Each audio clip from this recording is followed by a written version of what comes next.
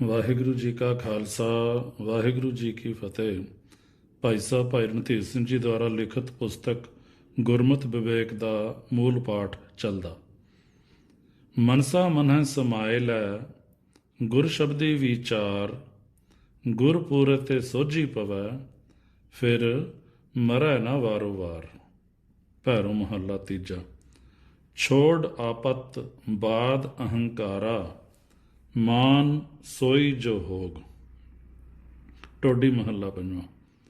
ਇਹ ਗੁਰ ਪ੍ਰਮਾਣ ਅਹੰਕਾਰੋਂ ਉਪਜੇ ਬਾਦ ਵਿਵਾਦ ਦਾ ਉੱਕਾ ਪ੍ਰੀਤਿਆਗ ਕਰਾਉਂਦਾ ਹੈ। ਜੈਸਾ ਕਿ ਹੋਰ ਵੀ ਹੁਕਮ ਹੈ, ਯਥਾ ਬਾਦ ਵਿਵਾਦ ਕਾਹੂ ਸਿਉ ਨਾ ਕੀਜੈ, ਰਸਨਾ ਰਾਮ ਰਸਾਇਣ ਪੀਜੈ। ਭੈਰੋ ਨਾਮਦੇਵ ਜੀਓ। ਇਸ ਦੇ ਨਾਲ ਲੱਗਦਾ ਹੀ ਉਸਤਤ ਨਿੰਦਾ ਦੇ ਪ੍ਰੀਤਿਆਗ ਦਾ ਵੀ ਹੁਕਮ ਹੈ। ਉਸਤਤ ਨਿੰਦਾ ਦੋ ਤਿਆਗੈ, ਖੋਜੈ ਪਦ ਨਿਰਬਾਨਾ, ਜਨ ਨਾਨਕ ਇਹ ਖੇਲ ਕਠਨ ਹੈ, ਕਿਨਹੂ ਗੁਰਮੁਖ ਜਾਨਾ। ਗੌੜੀ ਮਹੱਲਾ ਨੌਵਾਂ। ਉਸਤਤ ਕੇਵਲ ਅਕਾਲ ਪੁਰਖ ਦੀ ਸ਼ੋਭਨੀਕ ਹੈ। ਸੰਸਾਰੀਆਂ ਦੀ ਉਸਤਤ, ਮਾਇਆਵੀ ਮਨੁੱਖਾਂ ਦੀ ਉਸਤਤ ਵਿਵਰਜਿਤ ਹੈ। ਸਿਫਤ ਸਲਾਹ ਤੋਂ ਬਿਨਾ ਦੁੱਤੀ ਉਸਤਤੀ ਦਾ ਹੁਕਮ ਨਹੀਂ। ਯਥਾ ਗੁਰਵਾਕ, ਦੁਨੀਆ ਨਾ ਸਾਲਾਹ ਜੋ ਮਰ ਵੰਝਸੀ, ਲੋਕਾਂ ਨਾ ਸਾਲਾਹ ਜੋ ਮਰ ਖਾਕ ਥੀ, ਵਾਹ ਮੇਰੇ ਸਾਹਿਬਾ ਵਾਹ, ਗੁਰਮੁਖ ਸਦਾ ਸਲਾਹੀਐ, ਸੱਚਾ ਵੇ ਪਰਵਾਹ। ਰਹਾਉ। ਸੂਹੀ ਮਹੱਲਾ ਤੀਜਾ। ਵਿਣ ਨਾਵੈ ਹੋਰ ਸਲਾਹਣਾ, ਸਭ ਬੋਲਣ ਫਿੱਕਾ ਸਾਧ, ਮਨਮੁਖ ਅਹੰਕਾਰ ਸਲਾਹੰਦੇ, ਹਉਮੈ ਮਮਤਾਵਾਦ, ਜਿਨ ਸਲਾਹਨ ਸੇ ਮਰਹਿ, ਖਪ ਜਾਵੈ ਸਭ ਅਪਵਾਦ, ਜਨ ਨਾਨਕ ਗੁਰਮੁਖ ਉਬਰੇ, ਜਪ ਹਰ ਹਰ ਪਰਮਾਨਾਦ। ਸ਼ਲੋਕ ਮਹੱਲਾ ਚੌਥਾ।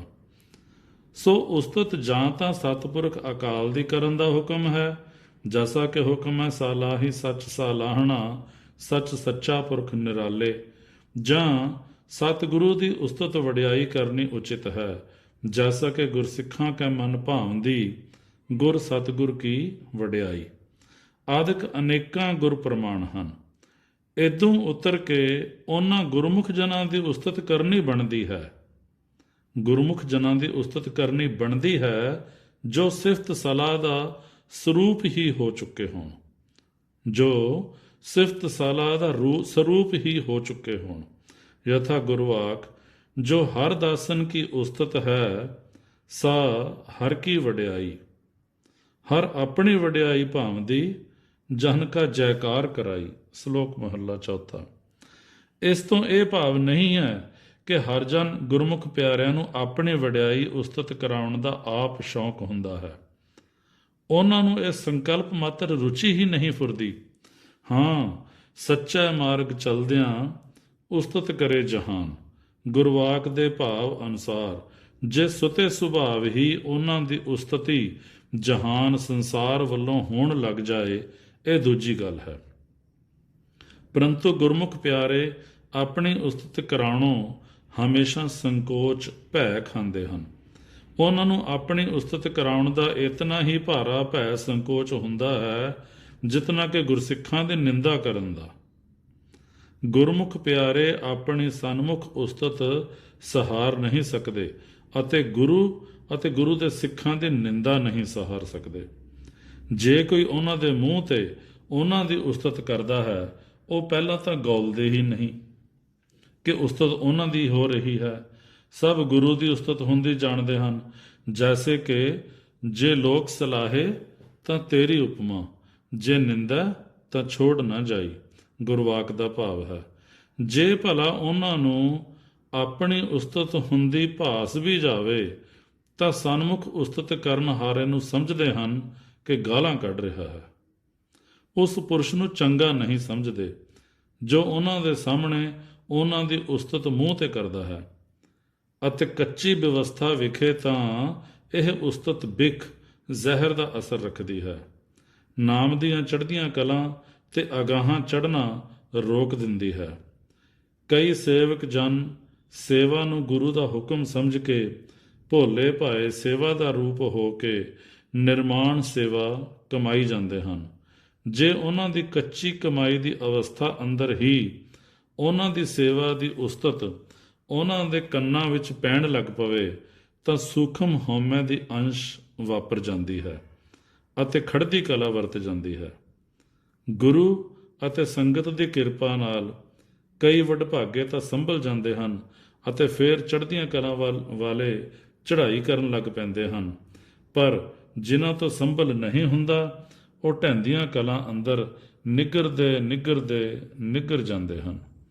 ਅਣ ਹੋਈ ਉਸਤਤ ਜਿਸ ਦੀ ਕੀਤੀ ਜਾਵੇ ਤਾਂ ਜਿਸ ਦੀ ਉਸਤਤ ਕੀਤੀ ਜਾਂਦੀ ਹੈ ਉਸ ਨੂੰ ਹਾਨੀਕਾਰਕ ਹੈ ਅਤੇ ਨਿੰਦਾ ਕਰਨ ਹਾਰੇ ਨੂੰ ਹਾਨੀਕਾਰਕ ਹੈ। ਇਸ ਕਰਕੇ ਉਸਤਤ ਨਿੰਦਾ ਦੋਨੋਂ ਵਿਵਰਜਿਤ ਹਨ।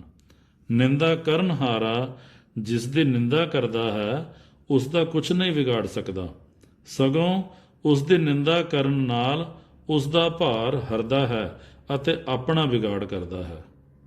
ਜੋ ਨਿੰਦਾ ਕਰਕੇ ਦੂਜੇ ਦਾ ਬੁਰਾ ਚਿਤਵਦਾ ਹੈ, ਜਿਸ ਦੇ ਅੰਦਰ ਤਾਤ ਪਰਾਈ ਹੈ, ਉਸ ਦਾ ਕਦੇ ਭਲਾ ਨਹੀਂ ਹੁੰਦਾ। ਯਥਾ ਗੁਰਵਾਕ, ਜਿਸ ਅੰਦਰ ਤਾਤ ਪਰਾਈ ਹੋਵੈ ਤਿਸ ਦਾ ਕਦੇ ਨਾ ਹੋਵੀ ਭਲਾ।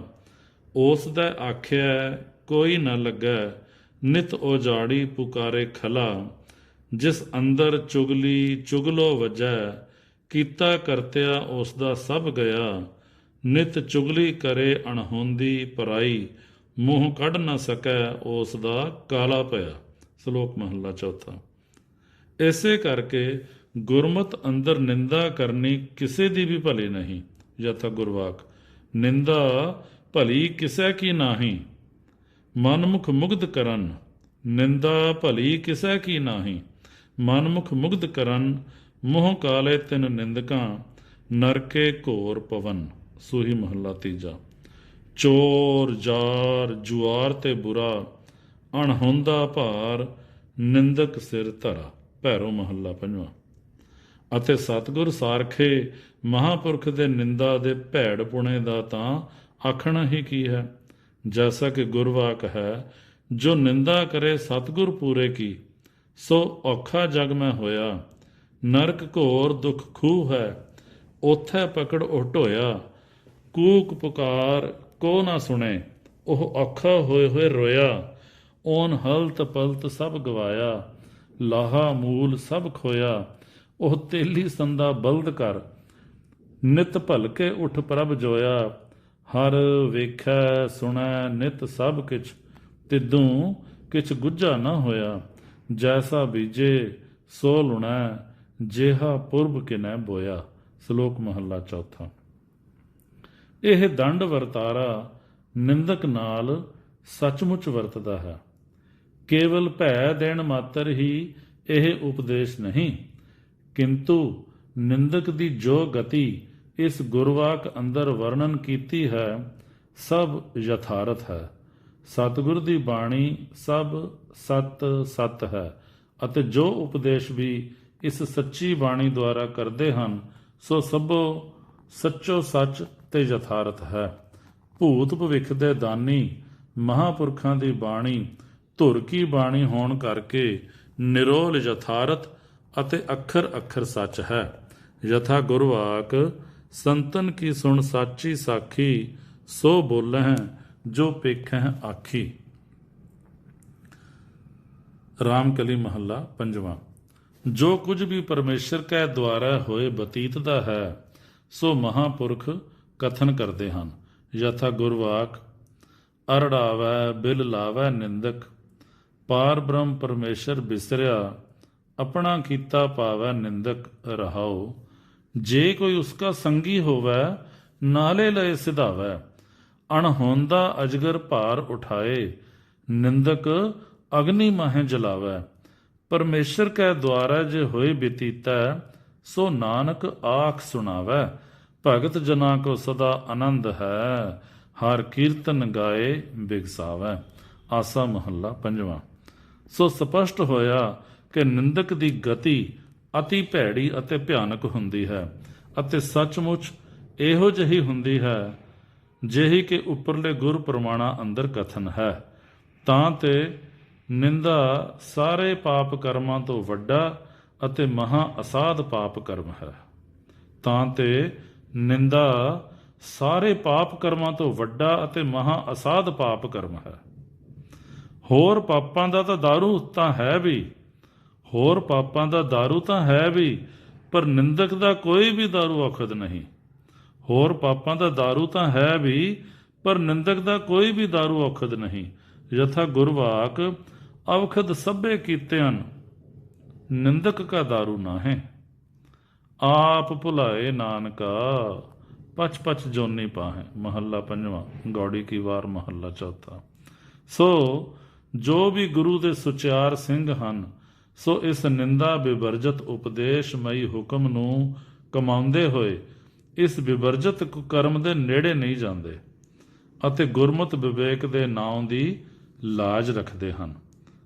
ਪੁਨ੍ਹਾ ਹੋਰ ਗੁਰ ਪ੍ਰਮਾਣਾਮਈ ਹੁਕਮ ਅੰਦਰ ਆਏ ਗੁਰਮਤਿ ਵਿਵੇਕ ਕਰਮਾਂ ਸੰਬੰਧੀ ਵਿਚਾਰ ਅਗਲੇ ਐਪੀਸੋਡ ਵਿੱਚ ਰੱਖੇ ਜਾਣਗੇ।